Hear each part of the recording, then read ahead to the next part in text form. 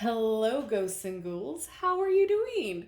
I am so excited to share with you today the Tarot del Toro.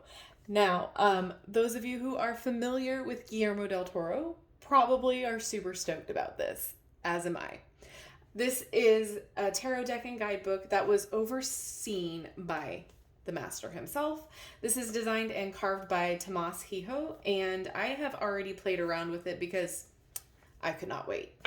It's published by Insight Editions and it retails for $29.99. So 78 cards and guidebook. I'll read you the back.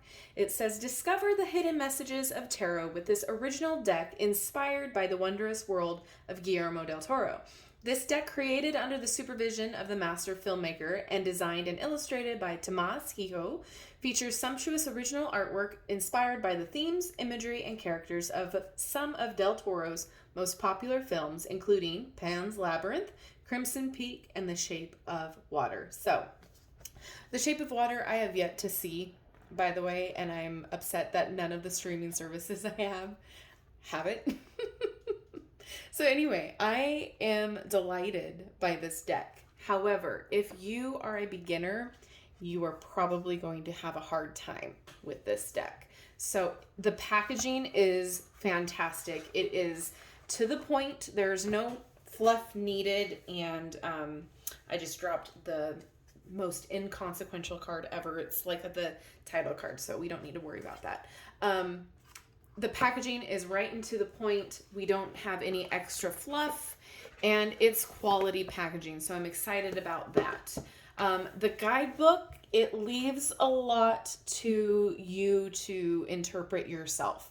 So it goes in depth with the major and the court cards enough to where you realize where the characters are from.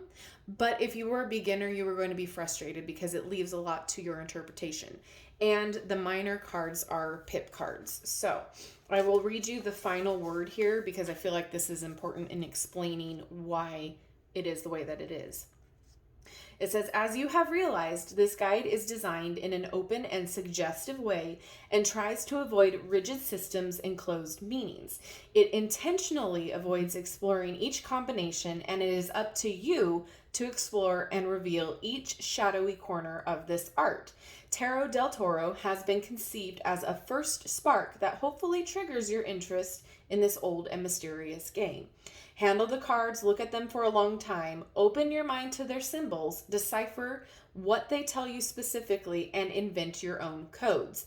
Explore other deck of cards, try out other reading methods, and sometimes these cards will be opaque, and sometimes they will speak so clearly that you will be tempted to believe, if you don't already, in magic. The path of tarot is unique for each person. Walking it is a worthwhile experience. So that gives you the whole reasoning behind the kind of vagueness in the guidebook. And we'll get more into it after the flip through. We'll see how the card reads in this deck. So the back of the cards are stunning. They are matte. They do have borders and they are a little thin, but it doesn't really negate the usefulness of them. So they're flexible enough, but I feel like they're still sturdy to where you can handle these pretty easily. Now, like I said, the aces have a picture and the court cards. However, the minor cards are pip cards. So we will go through them quite quickly. And I tried to put the cards back in the order to which you will open them up. I hopefully remembered them correctly. But as you can see, the discs would be the pentacles here. And there's not much going on. It's just the pip kind of style and the Roman numerals. So the borders don't take me out of the picture at all. They are how they are as far as the pip style minors. But valet would be your page, and I am in love with the wood carving style. I just think it's so unique looking and fun and perfect for this type of theme. Now, this is also a great deck for shadow work. I know I bring that up in quite a lot of the darker decks that we go through, But there is something to be said about shadow work, dredging up what we don't really want to confront, right? So I feel like this would be a great deck for that as well. But like I said, if you're a beginner, it's going to be a little frustrating. Now, as always, with any deck that you are drawn to, if you are drawn to it, it's for a reason, and you're going to want to learn on it anyway, regardless of it being beginner friendly or not. Sometimes that's a great challenge for those of you who like challenging decks to start learning. I always say if you like a deck, you're going to want to learn on it. If you don't like a deck, but you get it because of its convenience, you're not going to use it. You're going to keep it in the corner on the shelf and let the dust settle on it. I love this Page of Swords because Pan's Labyrinth is one of my favorites of his work. So like I was saying, if you are drawn to this deck and you feel like it might be hard to learn on, there are other resources to help guide your way with tarot as well, such as books, websites, that sort of a thing. If you feel like this is calling to you and you don't think that the minor cards are going to be helpful for you to learn on, it might be a challenge. That's all I'm saying. Everybody likes their own preference of style and are drawn to different things. I myself had to learn on a style such as this, a pip deck kind of thing, and I did not enjoy it. But, it was a challenge, and I don't shy away from challenges. So anyway, like I was saying, the goblets are cups, and the borders don't really take me out of the card, and I enjoy that. I love this one. What's great is it does tell you where the character comes from, what movie it is, or show, I think. Is Crimson Peak a show? I want to say it's a show. So we'll just flip really quickly through through the wands, and then I think we got through the minor. I love this kind of plague doctor look there. Oh, so cute. So it's definitely a different type of deck, and I do love that. I think we need some kind of quirky deck sometimes.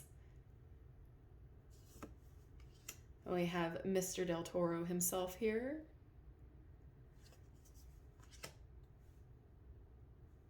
I don't know about you guys, but I have a love for campy movies, and Hellboy.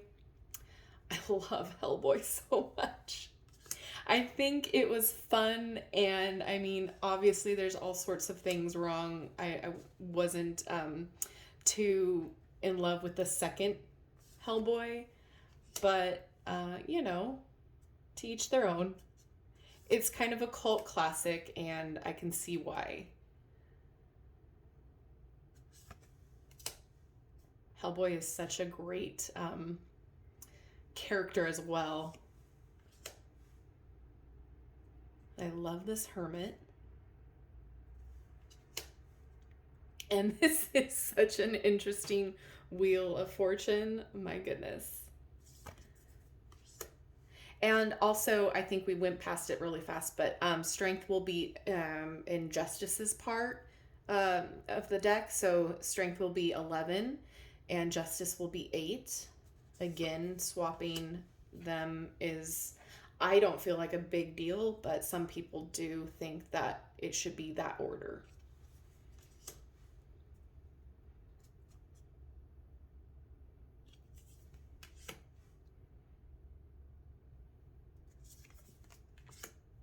So there we go, Mr. Hellboy himself. There's a lot to look at, and I love this tower. There's a lot to look at, and I really, really, really love this star card so much. I feel like it is definitely the correct character to have here. And then the frog and the tree for the moon.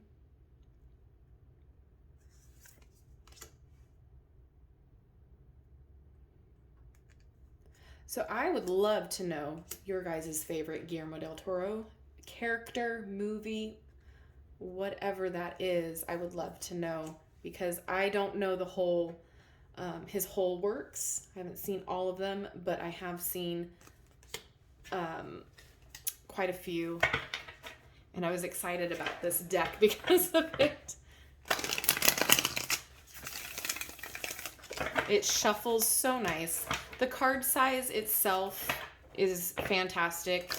It's just the right size for, you know, small hands, big hands. It shuffles so great, and it snaps back. Is there a card that wants to be read? It's just really nice feeling in your hands, whether you shuffle it this way or the previous way. It's just really, really smooth. It's matte, and I'm excited to start, you know, using these. What was that one? All right, we're going to do Valet of Goblets. So I'll show you how it reads in this guidebook. There's not a ton of information, but I already explained why. There are some spreads in the back as well. Let's see. Valet of Goblets. Here we go. So, colored guidebook, which is fantastic. And it says Valet of Goblets is humid soil. This card speaks of troubled growth, of development that seldom brings an abundant harvest. Uncertain and risky result. If this card appears inverted, it may mean that the dark offshoots are sprawling, sucking the ailment from the ground, as the strain vampire in the card shows, and that the fruits of the process will be unfortunate. So, you know, if you're a beginner, it might be a little harder for you to kind of get the gist. But what I will show you here is the star, because I really like that as a major card. You can kind of get the sense of what's going on with this star card. So a maiden kneels under the stars. She is submissive to the cosmic order and receptive to its energy. One star rules the whole image, and 7 smaller ones surround her in harmony. There are 7 virtues, 7 planets known in the classical era, 7 days of the week, 7 chakras, 7 alchemical metals, and 7 steps of transformation. There are 7 colors in the rainbow. The world was created in 7 days in the creation myth of both Judaism and Christianity. For many traditions and teachings, 7 is a number of totality and perfection. In the best-known tarot decks, the star shows a naked maiden pouring water from 2 jugs into a river or pond. We can feel a connection between that action and the energy of the stars. For Tarot del Toro, Ophelia, the main character of Pan's Labyrinth, has been chosen to represent this lovely card. She has dropped the jugs and is holding a book while fairies flutter around her. It seems that her work is done. Ethereal energy is vividly manifesting itself through a naive, childish, carefree, and therefore deeply powerful character. The star is always a happy card in a tarot reading. Under the star's rule, everything takes its rightful place in the order of the universe. To find our true objective, we must accept her guidance. With the Empress, it acquires a certain sensual character that may attract others to the right path.